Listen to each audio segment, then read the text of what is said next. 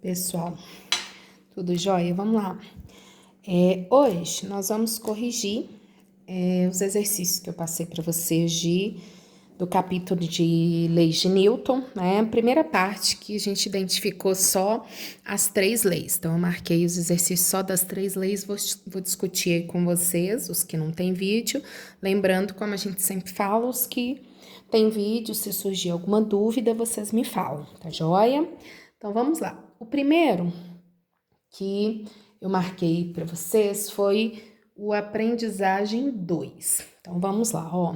O aprendizagem 2 aqui, na verdade. Então, gente, a nossa frente A, módulo 6, tá? Que é o capítulo da Lei de Newton. Então, o número 2, ele dá pra gente duas situações. Um bloco A, que vai ser empurrado aqui por uma força de 20 newtons, e um bloco B, que vai estar sendo empurrado por uma força aqui de 50 newtons, só que essa força é oblíqua, tá? E ela forma um ângulo θ aqui, tá joia? Aí o exercício pede a razão, fala aqui, esses dois blocos têm mesma massa m, tá? E pede a razão da aceleração do bloco B pelo bloco A. Então, a gente quer discutir qual é a aceleração do A, qual é a aceleração do B, tá?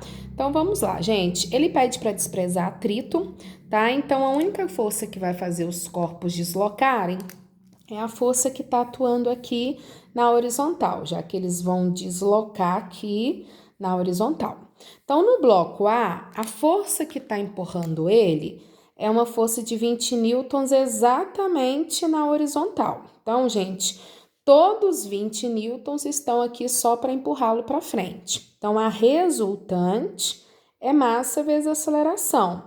A resultante é 20, porque toda ela vai empurrá-lo para frente. A massa é m e eu não sei a aceleração. Então, vou chamar de aceleração de A, vai ser 20 sobre m. Não temos a massa, mas sabemos que é igual. Então, vou deixar 20 sobre m.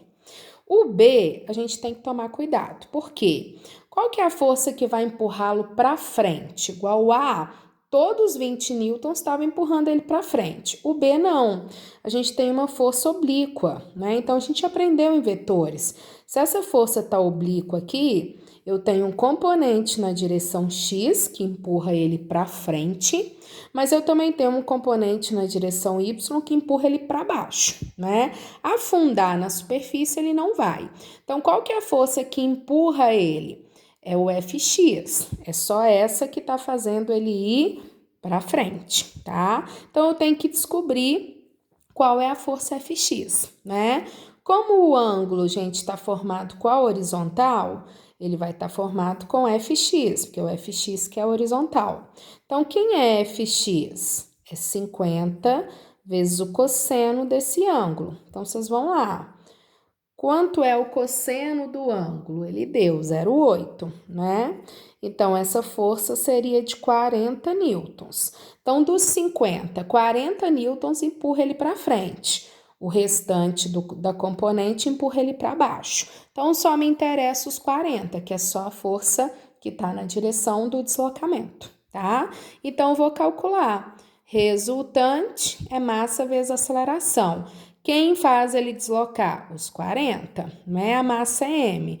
Então, qual vai ser a aceleração do bloco B? 40 sobre m, tá? Agora, a gente vai lá e faz a razão. Aceleração do B sobre a aceleração do A vai ficar o quê? 40 sobre m dividido por 20 sobre m, né? Como a gente falou, olha, as massas são iguais, então a gente vai poder cortar. 40 por 20 dá 2, mostrando para vocês que a aceleração do B é o dobro da aceleração do A, tá joia? O próximo que eu marquei foi o número 5. Então, vamos lá. Aprendizagem 5. O que ele vai falar? O 5, gente, muita atenção na parte que a gente falou sobre equilíbrio, tá? Lembra que eu falei para vocês que a gente tem na nossa videoaula, que a gente tem 2 tipos de equilíbrio. O equilíbrio que é chamado de cinético e o equilíbrio que é chamado de estático, né? O que é o equilíbrio cinético? Quando ele está em movimento retilíneo uniforme, a aceleração é zero, a força resultante é zero, né? O que é o estático? Quando ele está parado, velocidade zero, aceleração zero, força resultante zero, né? Aí esse exercício fala isso, olha. A gente tem um balão dirigível que está deslocando com uma velocidade, ó, a altitude dele é constante. O que significa altitude constante? Que ele vai deslocar em linha reta, sempre na mesma altura, tá? Se ele vai deslocar em linha reta, é um movimento retilíneo com velocidade constante, uniforme. Se é retilíneo uniforme, o que tem que acontecer? Aceleração tem que ser zero, então a força resultante tem que ser zero. Então, quando eu somar as forças desse balão, tem que estar dando zero, senão ou ele vai frear ou ele vai acelerar, tá? Então, a gente vai lá. Qual é a alternativa que mostra as forças se anulando? Seria a letra B, porque você tem a força que está para cima igual a que está para baixo, para anular, para não fazer nem ele subir nem descer, já que a altitude é a mesma, né? E a força que está para a direita é igual à força que está para a esquerda, para ele nem acelerar e nem frear. Então, não esqueçam disso, gente. A resultante ser zero não quer dizer que ele vai estar parado. Ele pode estar em movimento retilíneo uniforme. Então, nesse caso, a velocidade é constante, retilíneo uniforme. As forças precisam estar anulando. Portanto, a única que bate aí, com as forças iguais se anulando, é a letra B. Tá bom? O outro é o número 8. O número 8 fala o seguinte: um truque de mágica comum é puxar a toalha que cobre uma mesa sem retirar os pratos e talheres sobre ela. Isso é feito dando-se um puxão na toalha. Esse a gente falou, eu dei até um exemplo para vocês na videoaula, né, gente? Que a gente teria a questão da lei da inércia, né? Então, o número 8, a gente está falando de lei da inércia, ou primeira lei de Newton, né? Qual que é a tendência daqueles pratos que estão em cima da mesa? Ficarem parados. Então, se você puxar a toalha de maneira mais rápida e aquela toalha não tem muito atrito, né, de modo que exerce uma força nos pratos, a tendência deles é ficar como está, tá? Então, é o que a gente aprendeu como lei da inércia. Aí ele fala dos exemplos aí, qual é incorreto, tá? Então, olha, terá maior probabilidade de sucesso com uma toalha lisa sem saliência, certinho, porque você diminui o atrito, que pode ser uma força que vai tirar os pratos da inércia, né? Então, menos atrito, mais fácil para eles ficarem lá. Terá maior probabilidade de sucesso com uma toalha de material que tenha pequeno coeficiente de atrito. Sim, mesma coisa da letra A e B, diminuir saliências, diminuir o coeficiente de atrito, diminuir o atrito do prato com a toalha, tá? Terá maior probabilidade de sucesso aplicando essa toalha um puxão mais rápido do que o mais lento, com certeza. Se você for devagar, o atrito vai fazer o prato deslocar, né? E quando você vai rápido, a tendência, ó, você poderia pensar numa situação aqui, a tendência é ele ficar. Então, ó, vou puxando devagarzinho aqui, a tendência é essa caneta ir junto. Se eu puxasse rapidinho, a tendência é a caneta ficar, né?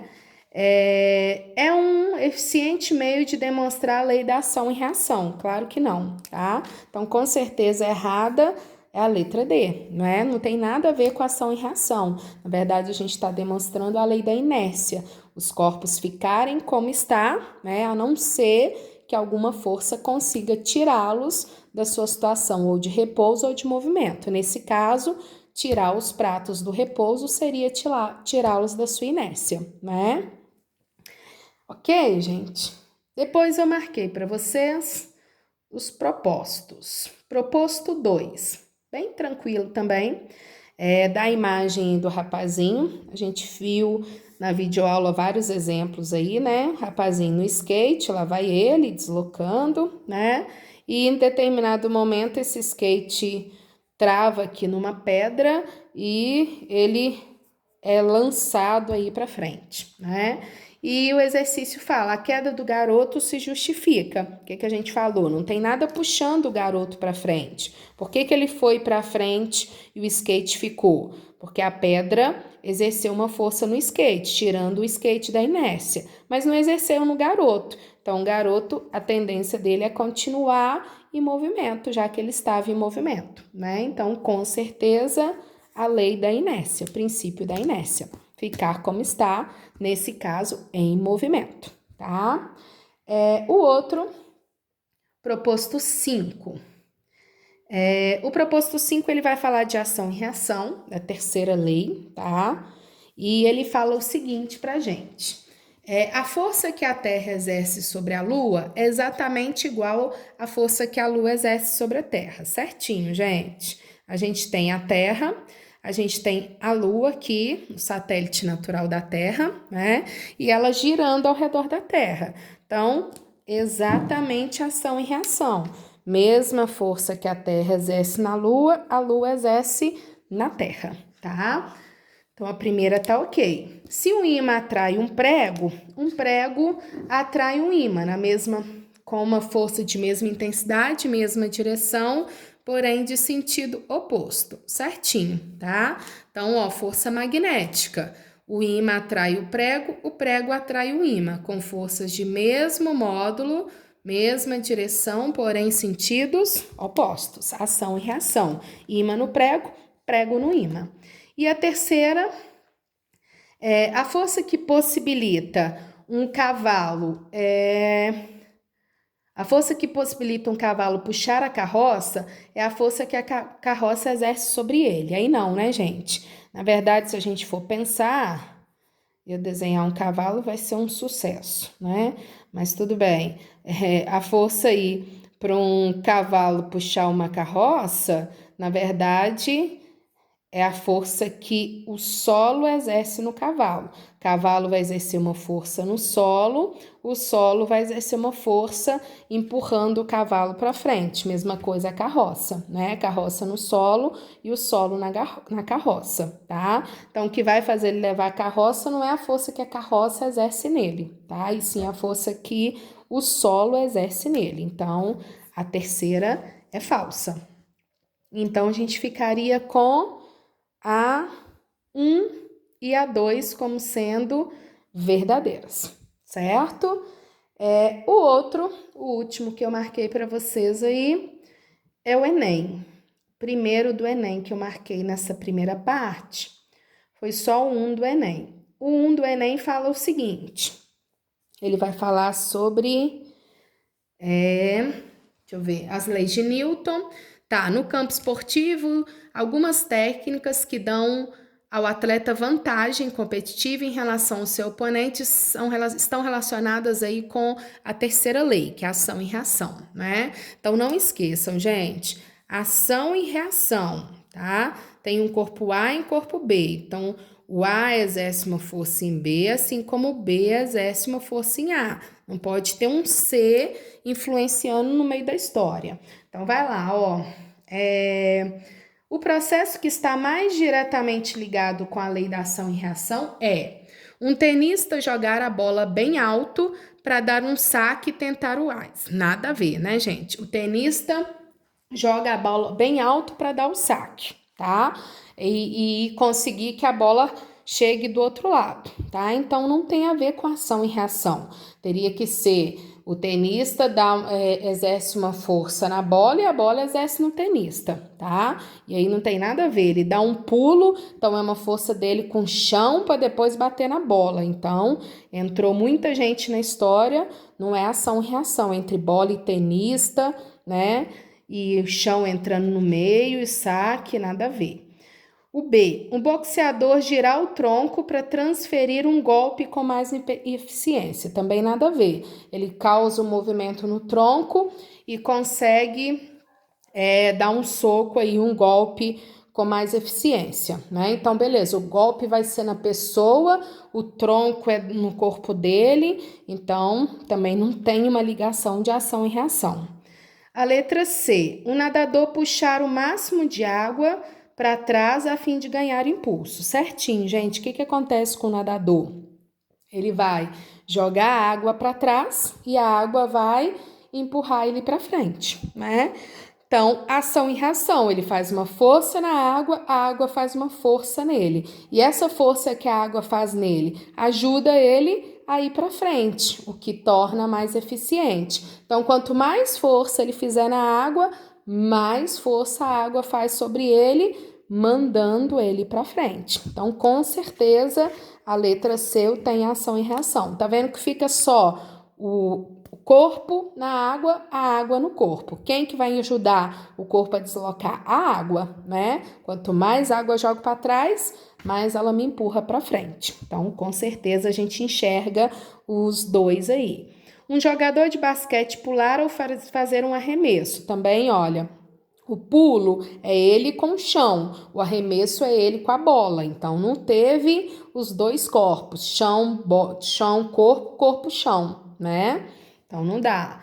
O jogador de futebol tomar distância para bater uma falta com mais força. Também nada a ver. Ele tomou distância, vai ter uma energia cinética e vai dar o chute, né? E aí, o que faz a bola ir para frente está ligado com a força que a bola exerce no pé? Não, tá? Então, também ele dá distância, não tem a ver com ação e reação, tá? Então, o único que bateria bonitinho é a letra C. Tá joia, gente? Então, essa primeira parte, galera, bem tranquilo, só mesmo uma análise mais teórica, a continha que apareça da força resultante, tá? Mas se surgir alguma dúvida, vocês me falem aí, desses ou dos outros que vocês têm o vídeo aí, tá bom? E depois a gente corrige os da segunda parte, que já trata das forças, né? A gente começa a discutir as forças, tá? Então, tá bom, gente. Obrigada e até a próxima.